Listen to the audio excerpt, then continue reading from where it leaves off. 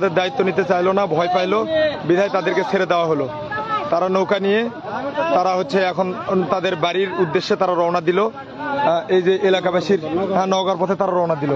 এলাকাবাসীর সবার সাথে কথা বলে সবার অনুমতি ক্রমেই তাদেরকে ছাড়া হলো। দাদা, তাদেরকে তো ছেড়ে দেওয়া হলো নাকি? সবার সম্মতি ক্রমেই তো তাদেরকে ছেড়ে দেওয়া হলো। আচ্ছা, তারা নিরাপদে পৌঁছে যাক, আমরা এই কামনা করি। অনেক তাদেরকে তো সবার সম্মতি ক্রমে নিরাপদে ছেড়ে দেওয়া হলো এবং বলা হয়েছে মাঝখান দিয়ে যেতে এবং কেউ যদি ডাকে না সাইডে না যেতে। আচ্ছা আচ্ছা, তদন্ত সাপেক্ষে তাদের ছেড়ে দেওয়া হয়েছে। হ্যাঁ আচ্ছা, তদন্ত সাপেক্ষে তাদের ছেড়ে দেওয়া হয়েছে। আপনারা এলাকাবাসীর কথা শুনলেন। এখন ঘটনা হলো, দাদা আমরা তো নিজ দায়িত্বে তাদেরকে ছেড়ে দিলাম। হ্যাঁ, তারা নিজ দায়িত্বে চলে গেল। এখন ওরা ভালোভাবে পৌঁছে যাক, এটাই আমরা চাই। আমরা অবশ্য দেখছি এরা আসলে পিকনিকের নৌকা এখানে, কিন্তু আজকের দিনে এদের আসাটা ঠিক হয়নি। সকলকে শুভেচ্ছা, আসসালামু আলাইকুম। আশা করছি সকলে ভালো আছেন, সুস্থ আছেন, সুন্দর আছেন।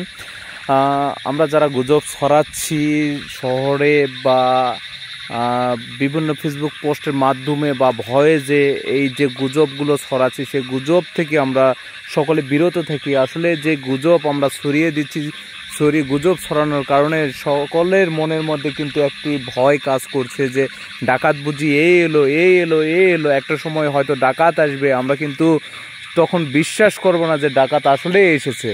তো সকলকে একটা কথা বলবো, আপনারা দয়া করে গুজব থেকে বিরত থাকবেন, গুজব ছড়াবেন না।